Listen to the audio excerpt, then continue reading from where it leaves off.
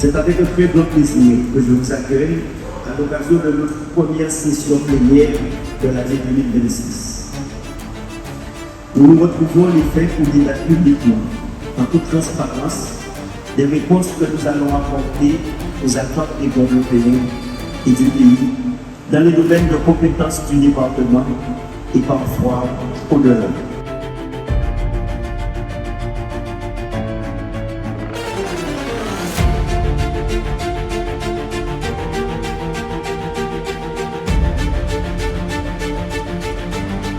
Pour cette première plénière de l'année, le Conseil départemental s'est réuni essentiellement autour du débat d'orientation budgétaire. Document important puisqu'il trace les grandes lignes pour cette année 2026. Aujourd'hui, compte tenu de la situation sociale au niveau national, on peut voir combien les départements sont en grande difficulté et nous, on veut préserver nos marges de manœuvre. Donc c'est en ce sens que l'autofinancement puisse être maintenu pour que les politiques publiques que nous voulons financer dans les années à venir puissent se poursuivre. Surtout pour que chacun puisse ressentir l'action du département dans son quotidien. Et les débats nous auront permis effectivement de pouvoir nous assurer que la stratégie qui a été proposée, surtout dans son plan de mandature 2021-2028, soit bien suivie, soit bien, matérialisée par les services, mais surtout que nous gardions ce cap, celui d'avoir une Guadeloupe qui soit beaucoup plus solidaire, une Guadeloupe qui soit forte, et une Guadeloupe surtout où l'entraide soit vraiment présente au quotidien et que nous puissions aider celles et ceux qui en ont besoin, les petites voix, mais surtout que le département puisse trouver toute sa place chez les Guadeloupéens.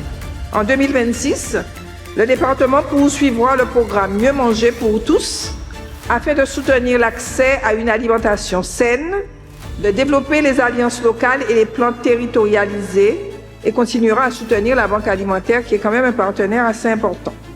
Ces actions contribuent à la prévention des pathologies métaboliques et à la promotion d'une alimentation durable.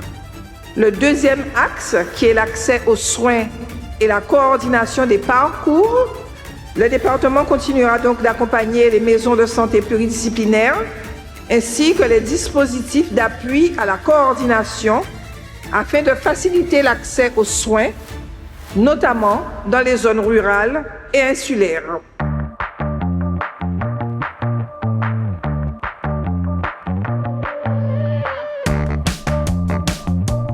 Ces grandes orientations budgétaires nous montrent le chemin accompli et ce qui reste à faire.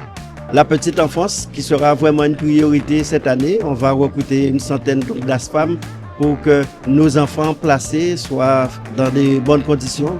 Également, au niveau de l'éducation, nous l'avons annoncé, il y avait 30 jeunes en contrat de qualification, on va passer à 50, ce qui permettrait qu'ils puissent obtenir une expérience au sein du département, mais aussi leur permettre de finaliser leurs études. Parce que nous savons que là, que nous sommes très attendus. Il s'agit là de préparer la Guadeloupe de demain, mais surtout de donner les mêmes chances de réussite à tous les enfants. Le président le dit régulièrement, il est aujourd'hui le papa de tous ces petits qui, quelquefois, traversent des moments compliqués. Et il faut que cela puisse se matérialiser dans l'accompagnement, dans la formation de celles et ceux qui doivent les encadrer. Et il a été donc état de cela pour pouvoir faire en sorte que 2026 soit l'année plus que jamais de la famille.